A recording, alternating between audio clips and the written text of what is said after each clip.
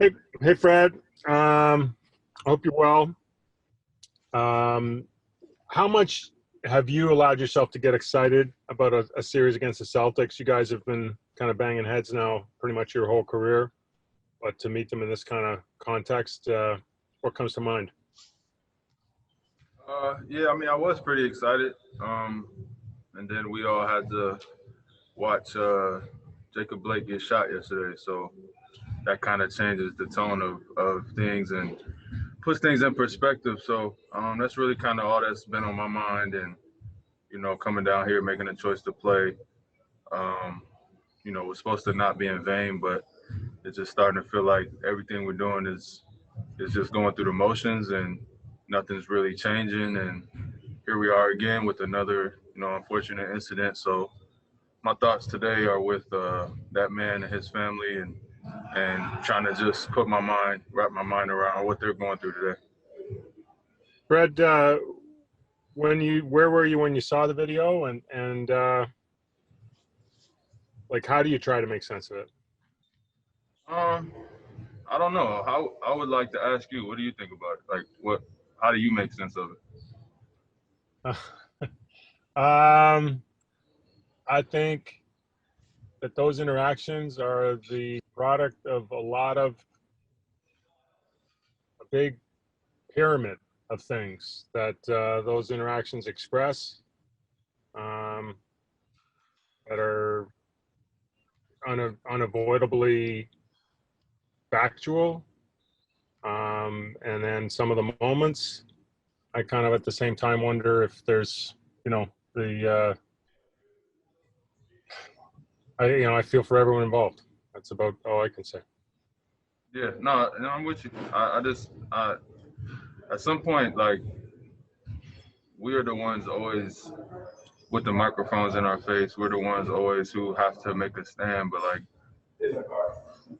we're the oppressed ones, and the responsibility falls on us to make a change to stop being oppressed. You know what I'm saying? Like, that's what it boils down to. That's my point. I asked you the question. Like, at what point do we not have to speak about it anymore?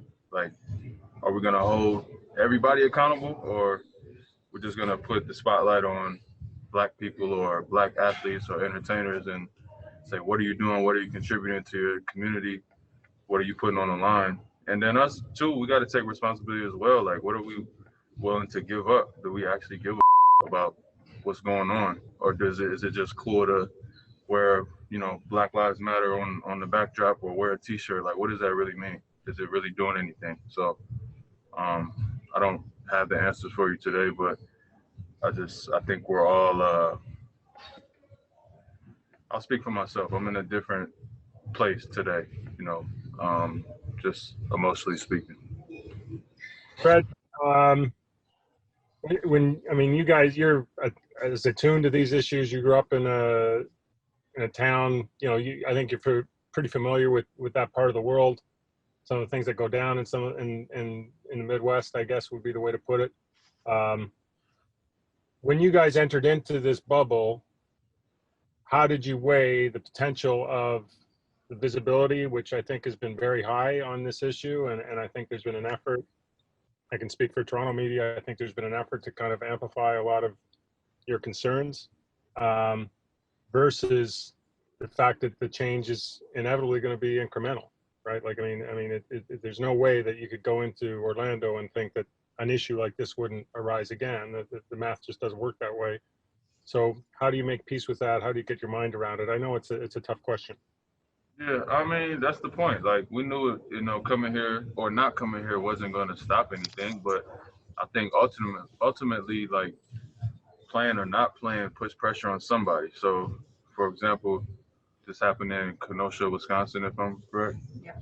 Um, would it be nice if in a perfect world we all say we're not playing, and the owner of the Milwaukee Bucks, that's going to trickle down if he steps up to the plate and puts pressure on, district attorney's office and state's attorneys and governors and politicians there to make real change and get some justice. Like, I know it's not that simple, but at the end of the day, if we're going to sit here and talk about making change, then, at some point we're going to have to put our nuts on the line and actually, put something up to lose rather than just money or visibility. Like, I'm just over the media aspect of it. It's sensationalized. You know, we talk about it every day. That's all we see, but it just feels like a big pacifier at this point to me. I'll just ask one more. I know there's a lot of people online here. Has there been any conversation within your team or amongst players there about a potential boycott of games? We had a meeting this morning. A number of things are being discussed, so I'll keep that, between our team. But we're dealing with it in real time, and I think it affects everybody differently. And it's pretty fresh on my mind, and I'm sitting in front of a camera, so I'm just speaking as I'm going. But there's a lot of different things being discussed. Thank you, Fred. I'm going to go next to Steve Simmons from the Toronto Sun.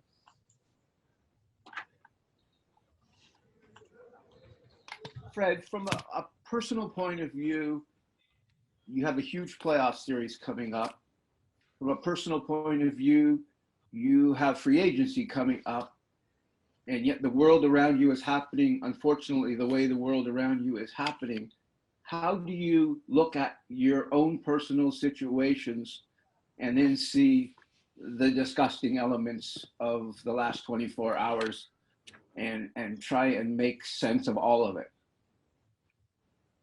You can't really make sense of it. I mean, you can, but it's not the most logical thing in the world, for people to be getting killed because of their skin color. Like, it just doesn't make sense. So the situation itself, I mean, it's tough a little bit. You get a little survivor's remorse, you feel a little guilty. That's just natural, as someone who lives a very privileged and blessed life.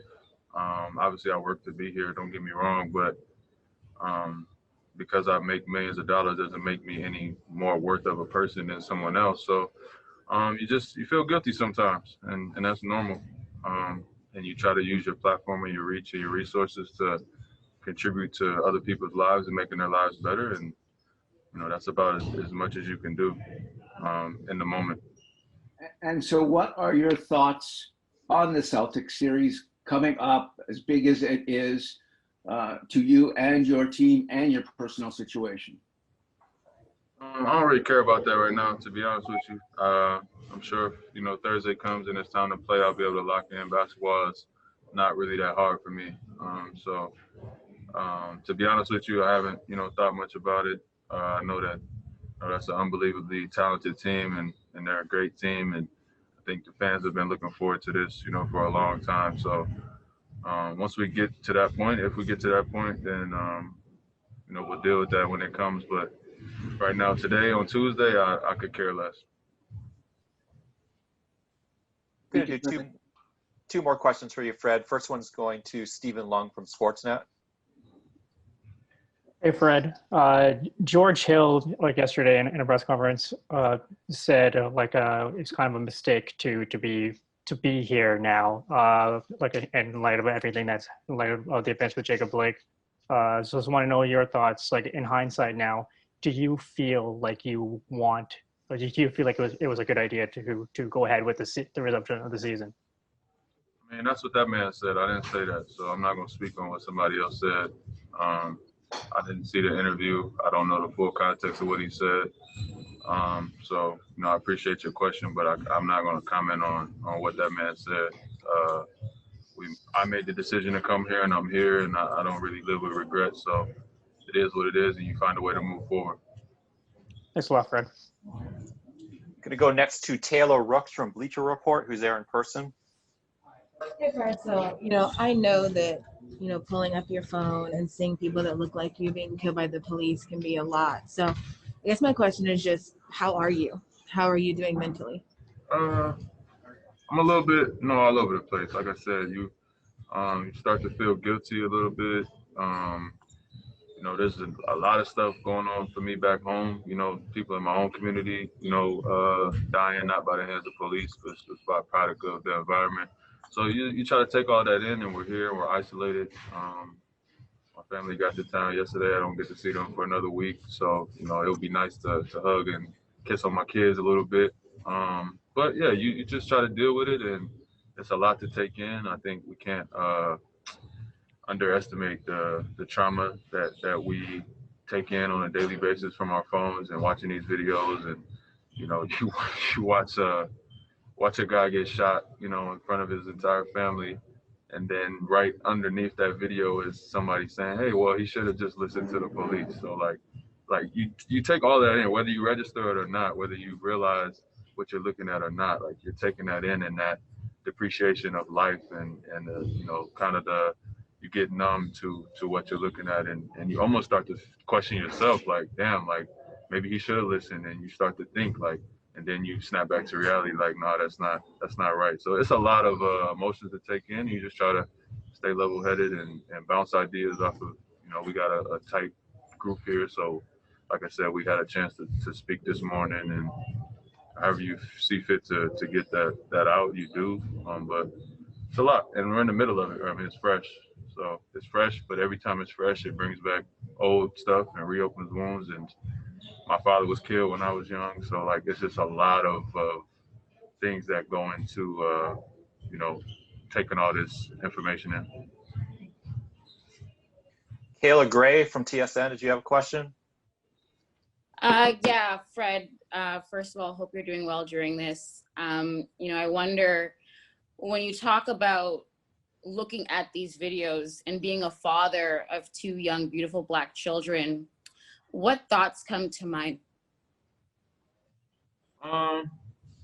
It's funny as you say that. I'm sitting in what do we play, Sunday? Mm-hmm. Yeah, I'm sitting in my room, and I'm reading Vanessa Bryant's post to about Kobe, right? And I'm sitting there crying my eyes out because I lost my dad, and obviously they lost a father. And there's people, like I spoke about before, people that I know being killed back home, and you just start to think about all of these families that are experiencing these different things, and some you can't avoid, and some are very, very, very avoidable. Like this situations we're watching do not have to be happening, like point blank period. There's no reason for it other than hatred and systematic racism that is ingrained in our culture, in our society, and our people every day. So it's really sad. And we all personalize everything. So to personalize a situation like that and think about my baby's having to see that, or growing up, my son is going to have to walk some of these same environments, and you have to teach your kids about how to interact with the police and what to do, what not to do. But you become helpless a little bit, and it's scary. It's scary. Scary is the word I would use. It's just scary. Thank you. Final question is going to go to Blake Murphy from The Athletic.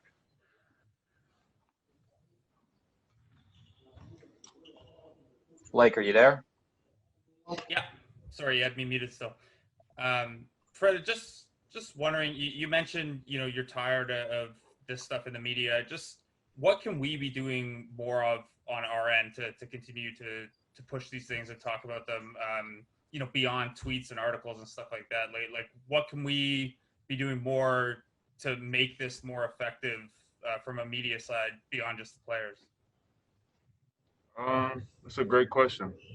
I really don't know. I don't have the answer. I would just say each individual just try to do their part to contribute to what makes up our world. Raise your children the right way. If you have children, if you don't yet and you want to raise them the right way, keep putting pressure. There's numbers that are available to call, whether that be state's attorney or different judges, different politicians. We need some changes in the legislation and the way that this entire thing is set up. So I think each individual just do their job, whether you're a janitor or a billionaire, like just do as much as you can, and I think together that would be enough. But there's different causes and different things that each person can contribute to. But I think the media push is good. I think it's hard to hide it, but it also makes it that much more frustrating when there's no real changes being made, because this is all we're seeing. I mean, it starts to become a rhythm of Black Lives Matter, Black Lives Matter, Black Lives Matter. Somebody gets killed for no reason. Protest, protest, protest, and rinse and repeat. And that's just what it feels like. So it's very draining. It's very unfortunate. I'm praying for all these people and their families and what they're going through. And I think each individual, like I said, just try to do their part. I don't have a perfect answer for you right now.